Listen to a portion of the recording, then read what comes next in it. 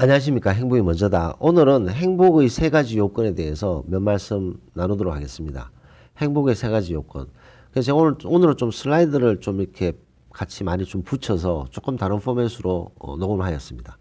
행복의 세 가지 요건. 그 행복의 세 가지 요건은 무엇인가요? 정서적 행복, 평가적 행복, 도덕적 행복. 정서적, 평가적, 도덕적. 아이, 무슨 복잡한 얘기지? 라고 생각하시는 분들이 많다고 생각됩니다.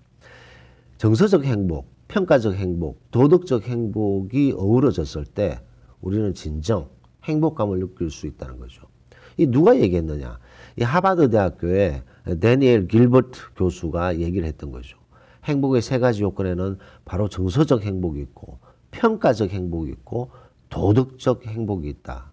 자, 그렇다면 이 세 가지에 대해서 우리가 조금 더 심도 깊게 생각해 볼 필요가 있습니다. 자, 그렇다면 정서적, 평가적, 도덕적은 무엇이냐? 하나하나씩 좀 생각을 해보죠. 그리고 이 정서적, 평가적, 도덕적 행복, 이 어려운 말 말고 조금 더 쉬운 말로 우리가 승화를 시켜야 되겠죠. 그 승화를 시키기 위해서는 이 정서적, 평가적, 도덕적 행복이 무엇인가를 조금 더 생각해 볼 필요가 있습니다. 먼저 정서적 행복이라는 것은 데니엘 길버트 교수에 의하면 정서적 행복이 너무나도 중요하다는 거죠. 사실 대부분의 분들이 이 정서적 행복이 바로 행복감과 연결이 되는 거죠. 아, 나 지금 행복해 라는 말은 이 바로 정서적 행복을 나타내고 있습니다. 쉽게 말씀드려서 슬픔이라든가 불안, 두려움, 분노, 죄의식 이런 부정적인 감정이 전혀 없는 상태가 바로 정서적인 행복인 거죠. 기쁜 마음, 즐거운 마음 그런 것들이 가득 차 있을 때 정서적으로 행복합니다. 그 다음 그림을 보시면 이순구 화가의 웃는 얼굴입니다. 이 웃는 얼굴, 이 어린애가 웃는 얼굴을 봤을 때 이 얼굴에 슬픔이 보입니까? 불안, 두려움이 보이나요? 분노, 죄의식 따위가 보입니까? 너무나도 기쁘고 해맑고 즐거운 모습을 보여주고 있잖아요.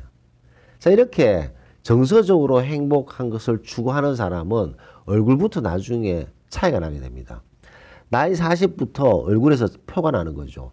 항상 부정적인 면을 추구하고 부정적인 면을 생각했던 사람들은 나이가 들면 들수록 얼굴이 변하게 됩니다. 하지만 항상 즐겁고 긍정적인 면을 생각하셨던 분들은 얼굴이 벌써 미소가 완연하고 온화한 얼굴을 가지게 되는 거죠. 제가 일전에도 말씀드렸지만 폰더시의 위대한 하루라는 아주 유명한 책이 있죠. 그 폰더시의 위대한 하루라는 중요한 그 7가지의 요소가 있는데 그 중에 하나가 안나의 일기죠. 안나를 만나게 되죠. 이 폰더시의 위대한 하루. 물론 소설입니다. 근데 이 폰더시의 위대한 하루에서 안나가 나타나서 선물을 하나 주죠. 그 선물은 무엇이냐? 나는 오늘 행복하기로 마음먹었다. 그러니까 그 나치가 유태인들을 죽이기 위해서 집집을 다 뒤지고 있을 때 그 다락방에서 숨어있는 안나가 얼마나 두려웠겠습니까? 그 어린애가. 하지만 본인은 오늘 행복해지기로 결심했다라고 아침에 얘기하면서 어떻게든 행복 요소를 찾았다는 거죠. 그 살벌한 하루하루를 보내면서. 우리도 마찬가지로 생각합니다. 아무리 주변에 어려운 일이 많더라도 긍정적인 면을 찾고 행복한 면을 찾는 사람이 있는 반면에 항상 부정적인 면을 찾는 분들이 있다는 거죠. 부정적이고 나쁜 면을 자꾸 들추고 그쪽으로 자꾸 추구하는 사람들은 행복해질 수가 없는 거죠. 그래서 항상 정서적 행복이라는 것은 우리가 매사에 행복을 찾기 위해서 기쁜 면, 긍정적인 면, 즐거운 것을 찾고 있는지 스스로 생각해 볼 필요가 있다고 생각합니다. 두 번째가 이제 좀 중요한 부분인데요. 평가적 행복인 거죠. 이 평가적 행복은 무엇이냐? 우리가 가지고 있는 본인의 어떤 직업이라든가 본인의 어떤 상황, 본인의 어떤 건강 이런 것들을 스스로 평가를 하는 거죠. 스스로 평가했을 때 아, 난 참 흐뭇해. 난 참 뿌듯해. 이제 이런 느낌이 드는 거죠. 나는 남부럽지 않아. 나는 남부럽지 않아. 뿌듯해. 흐뭇해. 왜냐? 나는 정말 남부럽지 않게 열심히 살았어. 본인의 잣대의 기준으로 봤을 때 이런 주변의 어떤 사람들과 비교를 하게 되면 계속 행복감은 떨어지게 되죠. 왜냐하면 사람들과 비교를 했을 때 나보다 더 뛰어난 사람, 뭐 그것이 재력이든 권력이든 명예든 혹은 애들 교육이든 혹은 부부의 금실이든 금술이 좋든 혹은 뭐 시댁이든 친정집이든 이렇게 비교를 하게 되잖아요. 비교를 했을 때 사람이 행복감이 떨어지게 되는 거죠. 왜냐? 본인보다 더 나은 조건에 있는 사람을 보게 되면 아무리 정서적으로 행복하더라도 본인이 자신을 평가했을 때 나는 도대체 뭐하고 살았지? 나는 왜 이렇게 남이 부럽지? 남하고 비교했을 때 나는 왜 이렇게 초라하지? 그런 평가적인 행복을 주고 평가적인 불행을 가진다는 거죠. 나는 남들보다 못한 것 같아. 나는 뿌듯하지도 않고 흐뭇하지도 않고 내 자신을 봤을 때 너무 불만이야. 이렇게 스스로 평가를 불행하게 생각하는 거죠. 그래서 평가적으로 불행하게 하면 그 사람은 행복감을 느낄 수가 없습니다. 불가능하죠. 본인 자신이 평가를 했을 때, 난 참 남부럽지 않게 살았어. 나는 참 뿌듯해. 그리고 내 상황을 봤을 때, 난 참 흐뭇해. 자, 여기 근간에는 뭐가 있을까요? 뭐가 있을까요? 본인이 본인 자신을 평가할 때 흐뭇하고 뿌듯하고 남부럽지 않다라는 것은 무엇일까요? 남하고 비교하지 않는다는 거죠. 본인 자신의 자존감이 있는 상태에서 본인의 곳간을 보고 본인의 곳간을 통해서 본인 자신을 평가했을 때 너무나도 흐뭇하고 뿌듯하고 남부럽지 않다라는 생각을 하게 되는 거죠. 근데 아무리 본인의 곳간이 재력의 곳간이 있다 손 치더라도 남들하고 비교하기 시작하면 끝이 없습니다.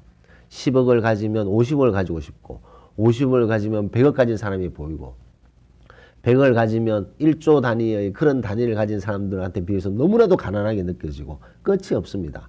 본인이 어느 정도 선에서 본인 자신을 평가했을 때 난 참 흐뭇해. 난 참 뿌듯하게 살아왔어. 나는 남부럽지 않아. 이런 마음을 가지기 위해서는 남하고 비교하지 말라는 거죠. 그래서 두 번째 평가적 행복의 아주 중요한 근간은 남하고 비교하고 살지 마라.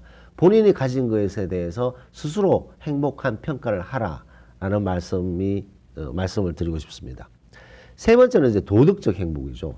이 도덕적 행복은 무엇이냐? 이 책은요, 행복은 바로 선한 마음이다 라고 책이 있는데, 살며 생각하며. 그래서 이제 이동원 작가가 이제 썼던 책인데요. 이 책에도 똑같은 얘기가 있습니다. 행복의 본질은 선한 마음이다. 우리가 선한 마음을 가지고 있지 않은 사람들 있잖아요. 아주 나쁜 사람들이죠. 그런 도덕적으로 나쁜 사람, 선하지 못한 사람은 행복해지는 것은 불가능한 거죠. 불가능합니다. 본인의 가치관과 부합이 되었을 때 우리는 의미 있는 삶을 사는 거죠. 그래서 도덕적 행복을 가졌을 때만 완전히 우리가 행복감을 느낄 수 있는 거죠. 정서적으로 나 참 기뻐. 평가적으로 나 참 잘 살았어. 남부럽지 않아. 그리고 도덕적으로도 본인이 떳떳해야지만 본인의 가치관과 부합이 되어야지만 진정한 행복감을 느낄 수 있다는 거죠. 그렇다면 도덕적 행복감은 무엇일까요? 도대체 어떤 것이 도덕적 행복일까요? 남을 배려하고 어려운 사람들이 도움이 필요할 때 도와주고 힘이 빠져있는 사람에게 용기를 보태주고 우리가 선한 마음을 가졌는 거죠. 어설픈 착함이 아니라 선한 성숙된 착함을 가지고 있느냐, 그것이 바로 본인의 행복에 너무나도 중요한 요소라고 할 수가 있습니다. 어설픈 착함, 그냥 말도 안 되는 사람에게 끽소리 못하고 사는 것, 그것은 성숙한 착함이 아닌 거죠. 어설픈 착함이죠. 본인의 어떤 성숙한 착함을 가지게 되면 남을 배려하게 되고 남에게 도움이 필요할 때 남에게 도움을 주고 남에게 기운이 빠진 사람을 용기를 보태주고 하고 싶은 말이 많은 사람에게 귀를 기울여주는 그런 우리가 배려의 마음을 가지게 되는 거죠. 그것이 선한 마음인 거죠. 그런 선한 마음을 가지고 그런 행동을 했을 때 본인 스스로 난 도덕적으로 참 행복해 라는 생각을 하게 된다는 것입니다. 그래서 이 데니엘 길버트 교수가 얘기했던 그 세 가지, 바로 정서적 행복, 평가적 행복, 도덕적 행복, 이 세 가지를 우리가 가졌을 때는 진정한 행복감을 느낄 수 있다는 것을 거듭 강조하고 싶습니다. 자, 근데 요 말을 조금 우리가 쉽게 표현할 수 있는 방법으로 바꾸는 게 좋겠죠. 왜냐하면 정서적 행복, 평가적 행복, 도덕적 행복, 왠지 좀 딱딱하게 느껴지잖아요. 그러니까 이것을 우리가 살짝 바꾸게 되면 아주 간단합니다. 매일 우리가 이걸 외치면 되는 거죠. 그것은 무엇인가? 오늘 기분 좋다. 오늘 참 기분 좋다. 난 오늘 행복한 마음을 가지고 살기로 선택했다. 안나의 얘기처럼 아무리 어려운 점이 많더라도 나는 오늘 행복하게 살 것을 결심했다. 나는 내가 행복해질 거냐 불행해질 거냐는 것은 나의 선택이고 나는 행복한 마음을 가지기로 선택했다. 그러면요 기쁨이 밀려오고 즐거움이 밀려온다는 거죠. 그다음 두 번째, 남부럽지 않아. 난 참 흐뭇해. 나는 참 뿌듯해. 남부럽지 않게 지금까지 살아왔고 지금까지 최선을 다해서 살아왔어. 남들과 비교하면서 자괴감에 빠지는 그런 행동을 절대 하지 않을 거야. 내가 가진 것에 감사하고 내 주변에 있는 사람들에게 사랑을 베풀고 나는 절대 남부럽지 않아 라는 생각을 가지는 것이 중요하겠죠. 그리고 세 번째, 난 선하게 살아왔고 앞으로도 살아갈 거야. 남을 배려하고 어려움을 접한 사람에게 도움을 주고 그리고 착한 마음을 가지지만 그것은 어설픈 마음이 아니라 성숙한 착한 마음을 가지면서 살아갈 거야. 자, 이 세 가지가 이제 결국은 데니엘 길버트 교수가 얘기했는 핵심이 아닌가 생각됩니다. 나는 오늘 참 기분 좋아. 행복을 선택하고 남하고 비교하지 않고 본인이 가진 것에 대해서 감사하는 마음을 가지고 다른 사람들한테 배려하는 마음. 이 세 가지가 행복의 세 가지 요건. 바로 그것이 아닌가 생각이 됩니다. 녹음을 마치도록 하겠습니다. 감사합니다.